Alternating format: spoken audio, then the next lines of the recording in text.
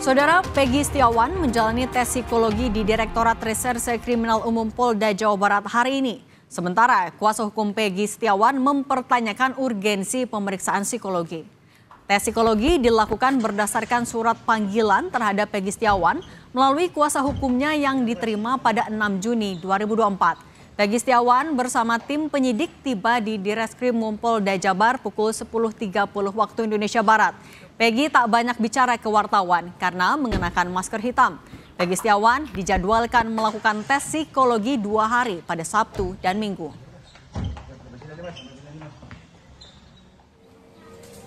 Hari ini Ibu Peggy Setiawan, Kartini, juga berangkat dari Cirebon menuju Polda Jawa Barat untuk menjenguk Peggy yang menjalani tes psikologi hari ini. Kartini masih meyakini anaknya bukan Peggy alias Peron yang dicari polisi dan terlibat dalam kasus pembunuhan Vina. Kartini berharap Peggy bisa dibebaskan. Ini Bu. Saya hanya mau memberi kekuatan kepada Peggy karena dia tidak melakukan kejahatan itu. Peggy harus sabar dan tawakal, gitu aja. Dia akan mengikuti prosedur yang ada, Bu? Akan mengikuti prosedur yang ada? Ya, kalau itu diperlukan. Terus bagaimana Bu harapannya Bu setelah banyak sekali rekan Peggy yang diperiksa dan lain sebagainya? Ya, harapannya sih semoga lekas dibebaskan anak saya karena anak saya tidak bersalah. Sementara kuasa hukum Peggy Setiawan, Sugianti Iriani, menyebut telah melayangkan surat keberatan atas pemeriksaan psikologi kepada Peggy Setiawan. Sugianti berharap agar Polda Jawa Barat tidak mencari celah bila alat bukti kurang dan segera melepaskan Peggy Setiawan karena tidak terlibat dalam pembunuhan Vina dan Eki.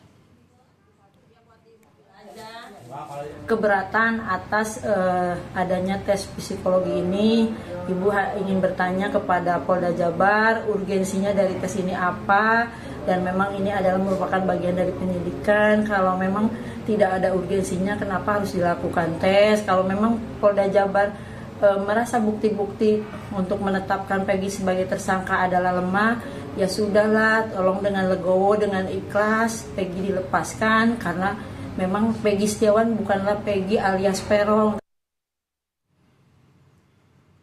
Terkait kasus pembunuhan Vina dan Eki, Komnas HAM telah meminta keterangan 27 orang sebagai tindak lanjut pengaduan dari keluarga Vina dan salah satu terpidana kasus Sakatatal kepada Komnas HAM Mei lalu. 27 orang yang dimintai keterangan meliputi para terpidana, keluarga dan kuasa hukumnya, serta keluarga dan kuasa hukum Vina. Komnas HAM juga meminta keterangan dari Dirkrimum dan Itwasda Polda Jawa Barat.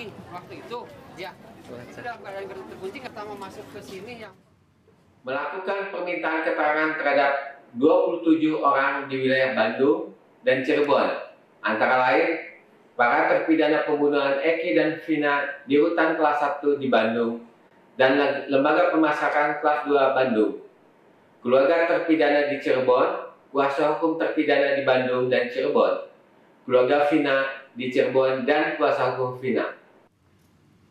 Membuka nomor hotline untuk penanganan kasus Vina di Cirebon.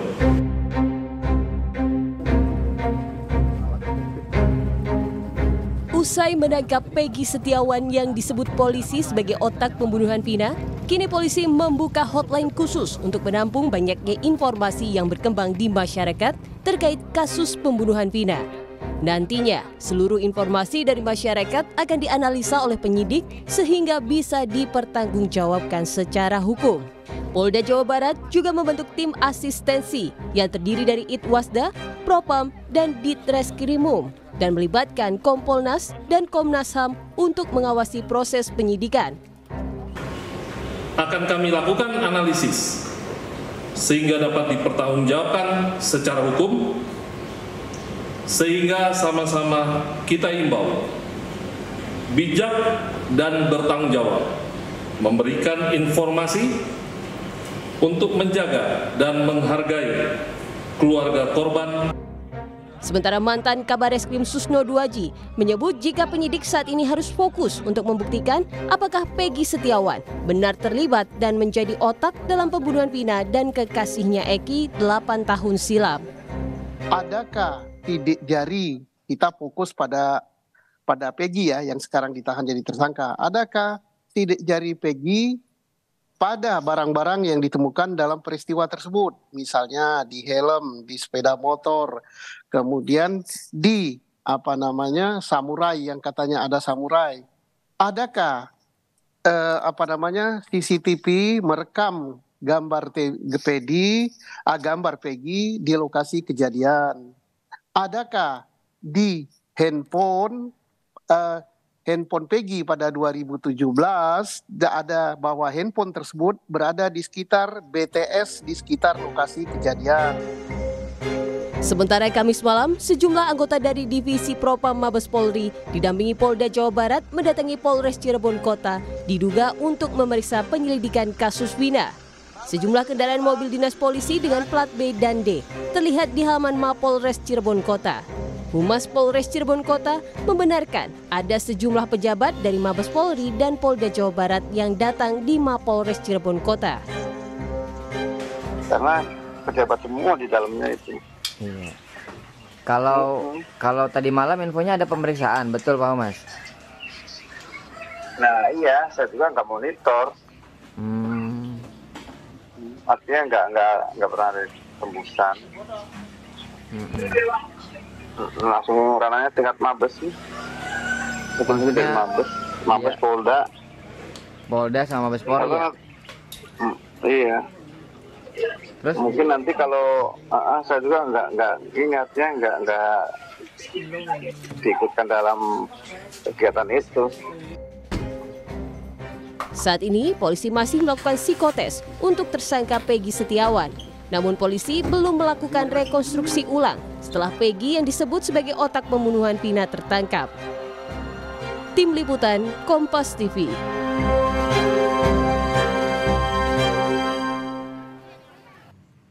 Hari ini polisi memeriksa psikologi Peggy Setiawan di tengah keberatan yang diajukan oleh kuasa hukum Peggy Setiawan. Lantas, apakah urgensi dari pemeriksaan psikologi Peggy Setiawan? Apakah ini bisa membuktikan Peggy terlibat pembunuhan Vina atau tidak? Kita bahas dengan sejumlah narasumber yang sudah bergabung bersama kami. Ada kuasa hukum Peggy Setiawan, Tony RM, dan psikolog forensik Reza Indragiri. Selamat sore Mas Tony, Mas Reza. Selamat sore. Oke, Mas Tony, saya mau ke Anda dulu. Mas Tony, tadi kan mendampingi Peggy Setiawan dari pagi. Sudah selesaikah pemeriksaannya? Tadi apa saja yang diperiksa polisi? Mas Tony? Ya. Oke, Mas Tony, tadi mendampingi Peggy Setiawan melakukan pemeriksaan psikologi, apa saja yang diperiksa polisi? Ya, jadi tadi kami, Ibu Yanti juga, beberapa tim penasihat hukum, itu berada di ruangan, ada 3 orang psikolog, kemudian 1 kanit, ya, Pak Kompol Denny.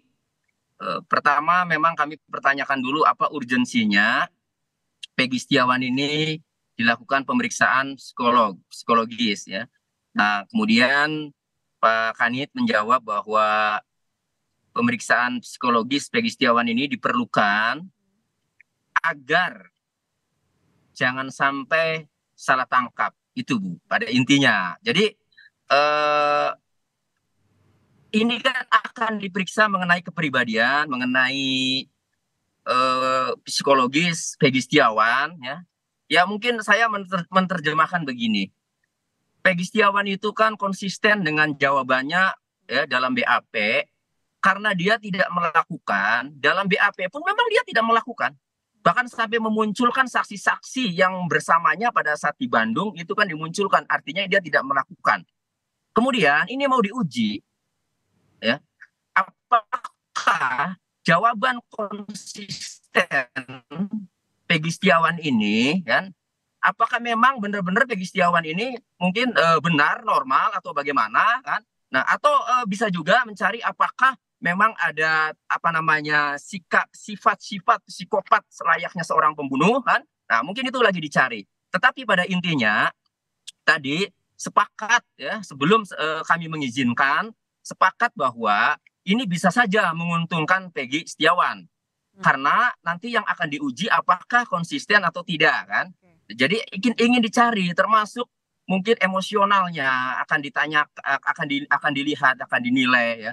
Jadi pada intinya kami tadi sepakat bahwa karena tujuannya ini adalah jawaban Peggy Setiawan yang konsisten bahwa memang ia tidak melakukan tindak pidana itu, kemudian penyidik mau mencoba melibatkan psikolog untuk memeriksa psikologisnya ya, kemudian ya baru akan menilai itu. Nah, psikolognya juga sama menyampaikan seperti tadi bahwa ini bisa saja menguntungkan Peggy Setiawan kan begitu. Jadi pada intinya karena klien kami konsisten ya, memang tidak melakukan dasarnya, mau ditanya dengan cara apapun, mau diperiksa dengan cara apapun, ya kami silakan. Yang penting segera ketika memang sudah mendapatkan hasil bahwa memang yakin Peggy Setiawan bukan pelaku, ya segera hentikan itu. Jadi kami sepakat mengizinkan. Nah, pada saat diperiksa kami memang tidak boleh mendampingi, Bu. Ya, jadi ini internal antara psikolog dengan Peggy Setiawan. Jadi psikolog ada 3, sama Peggy Setiawan 1 ada di ruangan, jadi 4 orang itu. Jadi kami semua nunggu di luar sekarang. Oke, saya mau ke Mas Reza. Mas Reza, Anda sebagai psikolog forensik, sebenarnya kalau dalam penyidikan, ini adalah memang hal yang lumrah ketika tersangka dilakukan pemeriksaan psikologi. Urgensinya sebenarnya apa? Apa saja yang diperiksa? Pada tahap seperti sekarang ini, menurut saya hanya ada 2 relevansi ketika diselenggarakan pemeriksaan psikologis terhadap terperiksa. Pertama adalah untuk mengecek istilahnya fitness to stand trial, kebugaran atau kesehatan dalam rangka menjalani proses hukum. Sehingga akhir dari asesmen yang satu ini adalah simpulan apakah terperiksa fit atau unfit. Diterjemahkan secara bebas, apakah dia cukup punya kewarasan atau kurang kewarasannya untuk menjalani proses hukum. Kalau disimpulkan bahwa yang bersangkutan fit to stand trial, artinya cukup waras untuk menjalani sebuah proses hukum, maka masuk ke pemeriksaan tahap kedua, yaitu competence to stand trial, menakar kompetensi yang bersangkutan untuk menjalani proses hukum. Ada perbedaan makna antara kompetensi di ranah hukum dengan kompetensi di ranah psikologi. Competence to stand trial atau kompetensi untuk menjalani proses hukum dalam sudut pandang psikologi forensik bermakna tentang seberapa jauh tingkat pengetahuan dasar yang bersangkutan tentang seluk-beluk hukum. Misalnya, apakah dia memahami bahwa posisi dia sekarang adalah tersangka dan nantinya ada terdakwa? Apakah dia paham yang duduk di sebelah kanan di ruang sidang adalah penasihat hukum dan di sebelah kiri adalah jaksa penuntut umum serta di depan adalah majelis hakim? Apakah yang bersangkutan paham tentang tugas masing-masing pihak tersebut? Ini adalah contoh bagaimana asesmen dilakukan untuk menakar derajat pengetahuan mendasar seorang terperiksa menjelang menjalani proses hukum. Dengan demikian, simpulannya apabila kedua asesmen ini diselenggarakan, simpulannya bukanlah apakah ini salah tangkap atau sudah benar tangkap, bukan menguntungkan atau merugikan, karena itu bukan kosakata psikologi forensik. Menguntungkan atau merugikan adalah kosakata penasihat hukum atau jaksa penuntut umum. Sementara ketika 2 asesmen itu diselenggarakan, simpulannya hanya 2. Pertama, fit atau unfit. Yang kedua, kompeten atau inkompeten. Di Indonesia kan, waras atau tidak waras, kompeten atau tidak cukup kompeten. Oke, artinya sebenarnya pemeriksaan psikologi ini tidak mempengaruhi hasil atau proses penyidikan yang sudah berlangsung. Justru saya pertanyakan, kalau misalnya PS sudah ditetapkan sebagai tersangka dan sudah menjalani pemeriksaan selama sekian lama, maka di mana gerangan urgensi untuk melakukan assessment dengan tujuan menakar fitness to stand trial? Karena dia sudah menjalani pemeriksaan, bahkan mungkin sudah ditetapkan sebagai tersangka, maka asumsinya bahwa yang bersangkutan waras. Karena kalau yang bersangkutan sudah diketahui sejak awal tidak waras, maka tidak akan dilakukan pemeriksaan, apalagi penahanan terhadap yang bersangkutan. Justru saya tidak tahu kemana gerangan tes psikologi itu akan diselenggarakan terhadap seorang terperiksa, dalam hal ini adalah seorang yang dianggap sebagai orang yang mengotaki bahkan melakukan aksi-aksi pidana yang berinisial PS tersebut. Nah, Mas Reza, untuk mendalami tadi apakah Peggy Setiawan mampu atau tidak menjalani proses hukum selanjutnya yang didalami oleh polisi atau yang diperiksa dalam tes kejiwaan ini apa biasanya, Mas? Tadi saya katakan kalau untuk menakar competence to stand trial atau kompetensi untuk menjadi proses hukum harus dipastikan dulu bahwa terperiksa dalam kondisi waras. Artinya dia tidak memiliki kelainan-kelainan psikologis yang tidak lagi membuat antara yang dia ucapkan dengan apa yang dia pikirkan tidak koheren. Itu persoalan antara waras atau tidak waras. Dan juga yang bersangkutan harus dipastikan memang memiliki kecerdasan yang mencukupi. Tidak mungkin retardasi mental karena tidak mungkin diselenggarakan proses hukum yang wajar, yang konvensional terhadap orang-orang yang memiliki retardasi mental. Nah, kalau dua syarat itu sudah terpenuhi, barulah kita bicara tentang competence to stand trial. Maka ini ibarat tes pengetahuan umum. Kalau fitness to stand trial, memang itu bahasa-bahasa psikologi sekali. Kata psikiatri. Tapi kalau competence to stand trial adalah menakar sekali lagi derajat pengetahuan umum yang bersangkutan tentang beluk hukum. Baik. Oke, saya mau balik lagi ke Mas Tony. Mas Tony, dari jam 10.30 kan tadi Peggy Setiawan sudah tiba di Polda Jawa Barat. Kalau sekarang sudah selesai pemeriksaannya? Belum, Bu. Belum. Jadi tadi disampaikan ada 5 rangkaian pemeriksaan psikologis ini, ya Bu. Yang saya ingat satu mungkin Pak Reza untuk menanggapi atau melanjutkan ya. Jadi secara umum tadi yang saya dengar itu satu MSCI itu pertama ya. Terus kemudian yang kedua ada tuh, cuma memang saat ada 5 rangkaian ya. Cuma memang saat menjelaskan memang saya agak ada keluar ya, ada keperluan. Jadi akhirnya saya masuk lagi, sudah selesai. Intinya ada 5 rangkaian. Mungkin Pak Reza bisa yang sudah terbiasa bisa menjelaskan juga ya.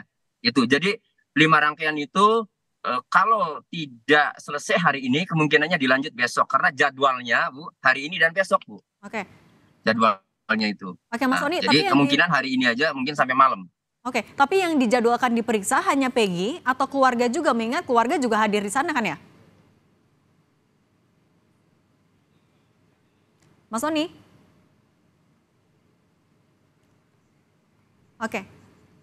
Oke, tampaknya masih ada gangguan. Kami akan coba lagi hubungi Mas Tony, kuasa hukum dari Peggy Setiawan.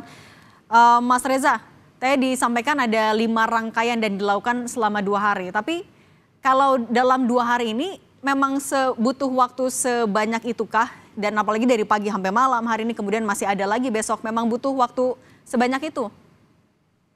Kalau tadi disebut oleh Mas Tony. Mohon maaf Bu, sinyalnya Bu. Lanjut, Mbak. Oke, Mas Reza. Kalau tadi disebut MMPI, maka saya bayangkan ini memang dikenakan serangkaian tes tentang kondisi kepribadian, termasuk kemungkinan adanya kondisi-kondisi klinis yang khas atau yang sebutlah yang tidak normal pada diri PS. MMPI sendiri memang sebuah instrumen dengan jumlah item yang sangat banyak, yang boleh jadi membutuhkan waktu tidak sebentar, lebih-lebih ketika terperiksa atau orang yang sedang dites tersebut butuh waktu, dia letih, dia sakit, dia cemas hebat, maka sudah sepatutnya tes dihentikan. Untuk apa? Untuk memastikan bahwa respon apapun yang diberikan oleh tersangka adalah respon yang sifatnya alami, yang tidak dibuat-buat, yang tidak mengandung faking bad ataupun faking good, berpura-pura buruk ataukah berpura-pura baik. Memang membutuhkan waktu yang panjang. Apalagi kalau kemudian MMPI disertai dengan metode-metode lainnya seperti wawancara atau observasi, butuh waktu yang panjang. Baik, oke. Saya mau balik lagi tadi Mas Tony boleh dilanjutkan. Kalau pemeriksaan psikologi ini memang hanya ditujukan untuk Peggy atau dari informasi yang Anda dapat terpidana lain juga atau bahkan keluarga Peggy apakah dijadwalkan pemeriksaan keluarga orang tuanya Peggy?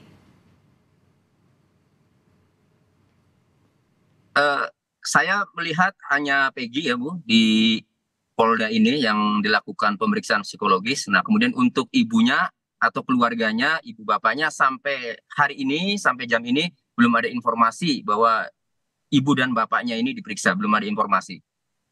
Oke, artinya sejauh ini masih Peggy saja yang. Oke, Mas Tony, betul. Kalau untuk rekonstruksi saat ini kan juga masih belum dilakukan. Apa sudah ada informasi juga dari Polda Jawa Barat misalnya kelanjutannya seperti apa?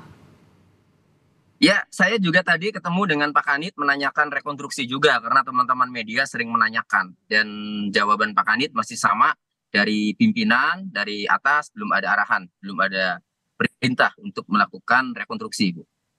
Oke, artinya agenda terdekat selain tes psikologi ini untuk Peggy, apalagi Mas dari polisi?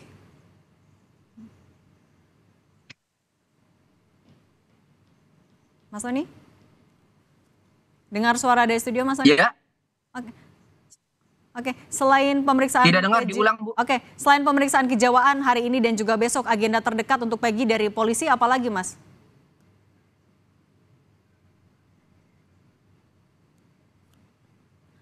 Sementara ini baru pemeriksaan psikologis, Bu, yang dilakukan untuk hari ini dan besok. Jadi belum ada jadwal atau informasi rangkaian pemeriksaan apalagi selain psikologis ini belum ada. Jadi sampai hari ini untuk hari ini dan besok itu informasinya memang baru pemeriksaan psikologis terhadap Peggy Setiawan.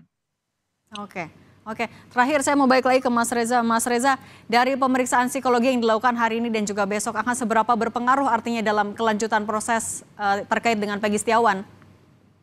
Saya ingin memberikan pesan positif bahwa vonis atas diri terdakwa akan ditentukan seberapa jauh perbuatannya itu terbukti atau tidak. Perilakunya itu terbukti atau tidak. Itu artinya jangan sampai terjadi penyalahgunaan terhadap hasil pemeriksaan psikologis. Contohnya, anggaplah bahwa hasil pemeriksaan menunjukkan bahwa seorang terperiksa berkepribadian sangat buruk. Tapi kalau ternyata dia tidak melakukan perbuatan pidana, maka jangan dia divonis bersalah berdasarkan hasil temuan psikologisnya.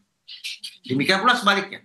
Kalau berdasarkan hasil potret psikologis seorang terperiksa diketahui berkepribadian sangat baik, tapi kalau ternyata terbukti dia melakukan perbuatan pidana, maka jatuhlah vonis bersalah. Jadi kita proporsional kembali dalam menyikapi tes psikologi. Tes psikologi tidak memberikan informasi tentang perilaku seorang terdakwa dalam konteks terbukti atau tidak terbukti, tapi sebatas tentang kondisi kepribadian dan juga mungkin kondisi kecerdasannya. Yang mengingat, vonis hakim tidak ditentukan berdasarkan kepribadian dan kecerdasan, melainkan berdasarkan terbukti atau tidak terbukti perilaku pidananya. Oke, baik. Terima kasih Mas Reza Indragiri, psikolog forensik, dan juga Mas Tony RM, kuasa hukum Peggy. Terima kasih sudah berbagi untuk Kompas Petang. Sehat selalu. Ya, terima kasih, Bu.